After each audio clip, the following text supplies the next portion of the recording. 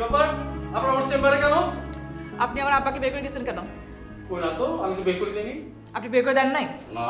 আপনি বলছেন না যে টাকা জমা না দিলে আমার আব্বার এখানে চিকিৎসা হবে না? আম্মাকে বলছেন আব্বাকে নিয়ে বের হয়ে যেতে, বলেন নাই? আপনারা বিষয়টাকে এইভাবে দেখছেন কেন? আপনারা রুগী ভর্তি করাবেন, টাকা জমা দিবেন। টাকা জমা দিবেন না, রুগী ভর্তি করাবেন, তাহলে চিকিৎসা কিভাবে হবে? আপনারা টাকা জমা দেননি, তারপরে আমার হসপিটালে এসে আপনারা রুগী ভর্তি না করেই বেডে শুয়ে দিয়েছেন। আপনারা তো সিস্টেম ব্রেক করেছেন। আপনি কথা ঘোরাচ্ছেন কেন? আপনি তো ডিরেক্ট আম্মাকে বলছেন যে আব্বাকে নিয়ে যেন এই হসপিটাল থেকে বের হয়ে যায়। আম্মা আপনার হাতে পায়ে ধরে কান্নাকাটি পর্যন্ত করেছে, কিন্তু আপনার কোনো দয়া হয়নি। আপনি এতটাই পাষাণ। আপনার কাছে টাকা বড়, আপনি না ডাক্তার, জীবনের কোনো মূল্য নেই আপনার কাছে। দেখেন, আমি আমার জীবনে অনেক ভালো ভালো ডাক্তার দেখছি, আপনার মতো ডাক্তার দেখি নাই। আমার তখন সন্দেহ হচ্ছে আপনি কি অরিজিনাল ডাক্তার নাকি ভুয়া ডাক্তার। আপনি এইভাবে কথা বলছেন কেন? এটা কি আপনার বাসা বাড়ি? এটা হসপিটাল, এটা আমার চেম্বার। আর আপনাকে আমার এই চেম্বারে আসার অনুমতি দিল কে? বের হন, আমার চেম্বার থেকে বের হন। ও, আপনি এখন আমাকে আমাকেও বের করে দিচ্ছেন হসপিটাল থেকে? দাঁড়ান, দেখাচ্ছি। আপনি আমাকে কার ভয় দেখাচ্ছেন? আমি কারো ভয় পাওয়ার মতো ডাক্তার না, বুঝছেন? ভয় পান না না?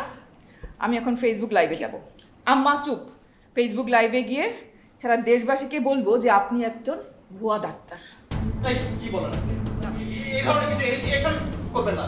হ্যালো প্রিয় দেশবাসী, আমি একটা হসপিটালে আছি আমার আব্বাকে নিয়ে। আমার আব্বা আর দেখেন, এই যে উনি হচ্ছে একজন ভণ্ড ডাক্তার, যিনি কিনা টাকা। ক্ষমা চাচ্ছি, প্লিজ বন্ধ করুন। আমি ক্ষমা চাচ্ছি, প্লিজ। ঠিক আছে, বন্ধ করতেছি। জি। কিন্তু আপনি আমার বাবার সঙ্গে যে অমানবিক আচরণ করেছেন না, সেটার জন্য শাস্তি আপনাকে পেতে হবে। আচ্ছা শুনুন, আমি আমি আমি রিয়েলি সরি। আমি অত্যন্ত দুঃখিত। আপনি দয়া করে আপনার বাবাকে মেনে নিয়ে যান, আমি অক্সিজেন পাঠিয়ে দিচ্ছি। তাড়াতাড়ি করেন। জি।